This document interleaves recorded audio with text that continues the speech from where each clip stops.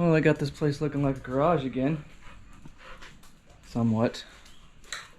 It's usable. Got a nice storm coming in. Ooh, this looks nasty. You can hear the rain and the wind coming. Man, look at that one.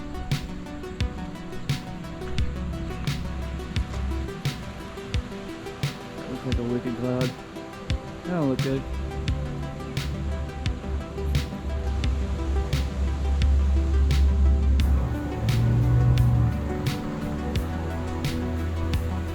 Calling for wind, hail, possible tornadoes. It's pretty dark. Considering it's almost 11 o'clock here, and that cloud is rolling. Big wind.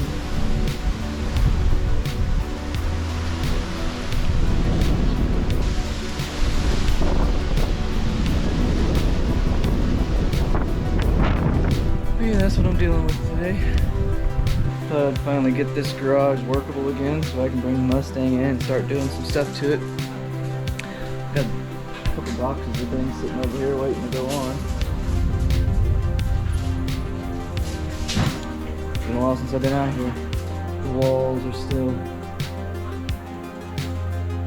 insulated on that side. I haven't finished this side up. I haven't finished this side up. I gotta move stuff around. It's been a long, lengthy time doing all this. But yeah, I'm gonna try to pull the Mustang in here. I want to pull the diff apart, weld it. I can't even get spinning grass right now. It's got no power.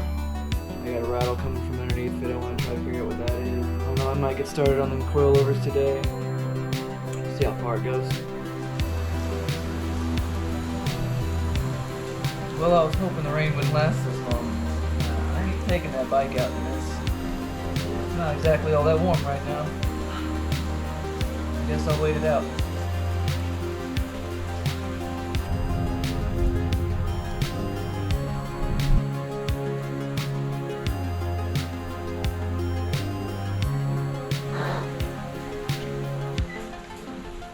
I'll see it wet.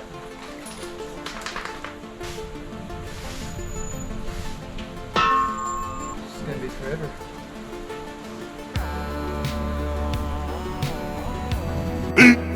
15 minutes later. I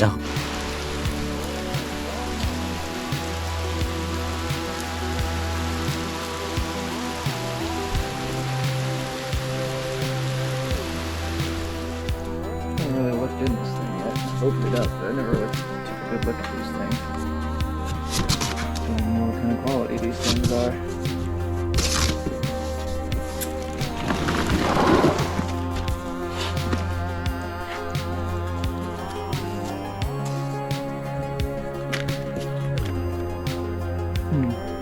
Instructions. Don't need this.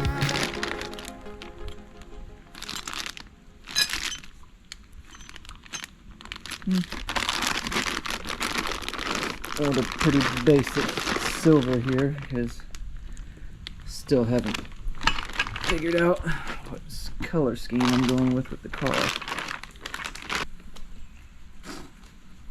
Find these weird. So used to true coilovers with 350Z.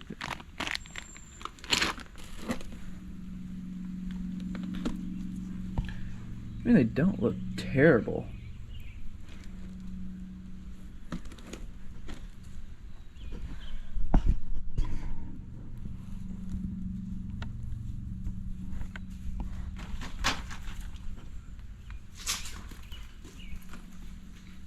Camber adjustment, dampening adjustment.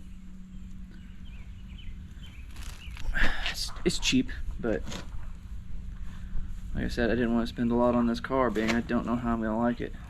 And also knowing that this isn't the car I'm going to stick with. Like I said, I don't know if I'm going to end up selling it or keeping it, make it a seat time car, or just leave it as a spare. If something breaks on another car that I break. Find out that as I go, see how much I like it after all this. I'm gonna weld that diff up. Even in the grass, that car doesn't want to spin or slide. And it's a one tire fire right now. Still seems underpowered. I don't know why. Good compression. It's got new plugs and wires. Figure it out. Plus it's got a V8 to go into it yet. 6.5 hours later.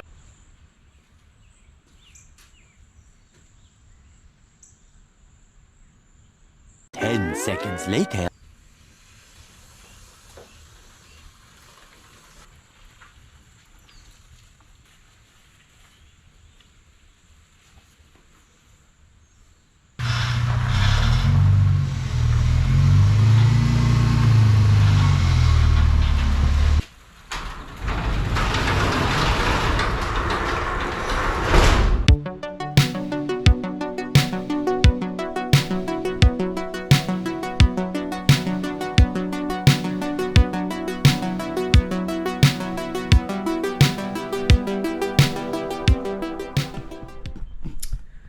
Well, finally stopped raining enough for me to bring it in here. Still raining and its temperatures dropped a lot. Big difference from the last 80 degrees we've been having the last few days. I still haven't decided yet if I just want to go ahead and weld the diff today or if I want to try to install coilovers. Going to jack up the rear end first and see how hard it's going to be for me to get to that rear diff. Go from there.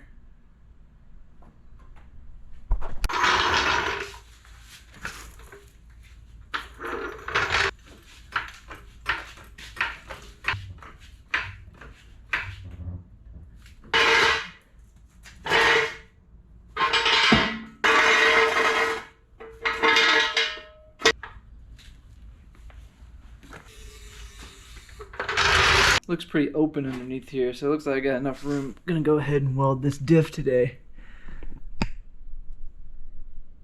You can see it's got a lot of open space in here. Now, this is kind of pointless and a waste of time, being that it's going to a V8 swap and I'm gonna put a GT rear end in, have posi that way. But since it's V6 right now and I'm gonna try to use it as much as I can up until everything's ready to go in, I'm gonna go ahead and weld this diff because, as I said, it's just one tire fire right now and it's unpredictable if you try to slide it like that. And from the looks of it, this rear end is new.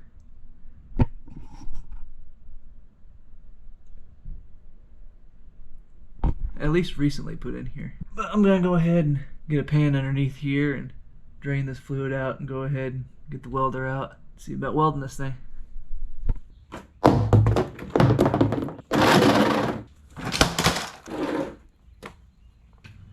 Guess we're gonna do this the Amish way.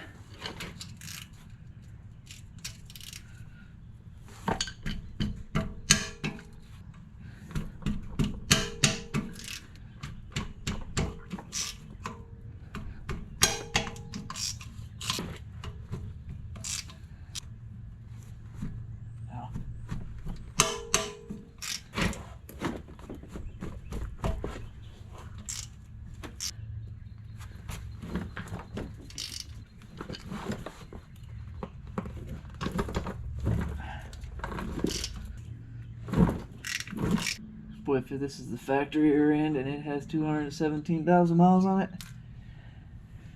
but this stuff comes out, it's gonna look real nice.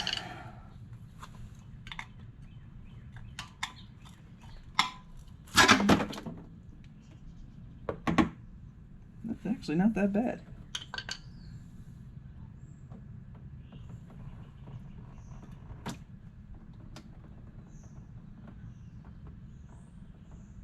It looks fairly new.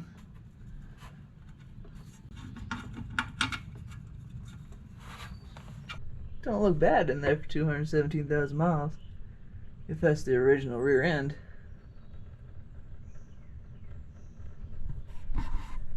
Get to weld all that stuff up, that's real nice. Alright, I'm going to be using a 110 welder. I'm going to be maxing that thing out. I wouldn't recommend doing this on a car you're going to drive on the streets because this welder really isn't strong enough to hold or to weld this up strong enough to hold under daily abuse. This thing ain't going to be dailied, it's mostly going to be on the track. I'm going to preheat the diff first, the spider gears, to get better penetration from the welder. Like I said, I wouldn't do this on any car. If you're gonna plan on driving it on the streets with this, go out and get you a 220 welder, or find somebody who's got a 220 welder and use it. It's strong enough, but what I'm gonna do is I'm going to heat the spider gears up and then weld it, and maybe put a plate in there. Not right away. If it breaks, I'll put a plate in there the next time. But for now, I'm pretty sure if I weld all the way around, it'll be strong enough to hold. I did it on my 240 and it held up, and I daily drove that too. 240 is a light car. This car isn't really that heavy. I'm just gonna weld up the gears right now. Get the heater out, preheat it.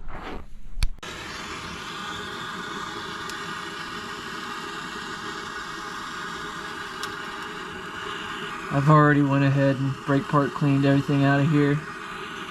So also doing this will clean out anything in there, anything that's left over, any oil.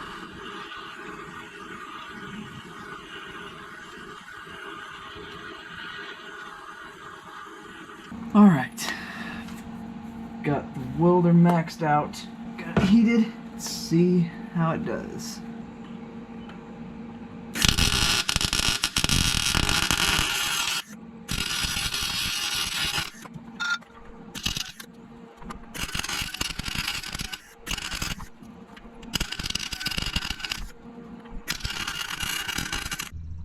I really wasn't lying about this welder not being powerful enough. I definitely tried to get a 220 if you can, because these are the worst looking welds I've ever seen myself do. Even when I first started, it's even turned up all the way.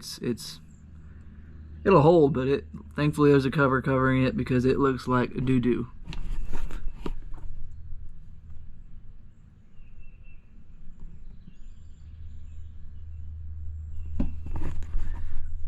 What you want to do is you want to get your main areas, your four corners where your spider gears meet, and I always try to weld the spider gear to the diff itself, the spool itself, make it like a spool. Anything you can do to make it as strong as possible. But like I said, get a 210, 220, 240 welder to do this, because this 110 ain't doing it at all. It'll hold, but I would not drive this thing on the streets. But give me a second, we'll see how this thing does now. Well, you got a solid rear now. Yeah.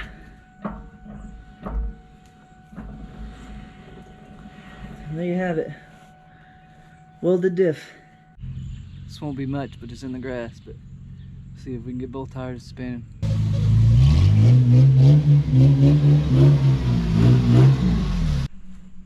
Alright, diff's welded. It's too wet out there to really do anything. Whenever I spun, the front tire slid too, but both tires are spinning. Off camera, I took it around the block to make sure nothing's locking up and everything's working right. There's no spider gear binding up in the pinion or anything, but yeah, it's got a welded diff now. I'm gonna have to go ahead and pressure wash it now though. Now, I don't have any fluid in this thing yet. I'm gonna put some in later. I know I wasn't gonna drive it. Like I said, I just took it around the block. It's gonna sit here. I'm gonna go get some fluid for it, fill it up, get that all done, put a new gasket on the back cover, and that part's done. Next will be coilovers.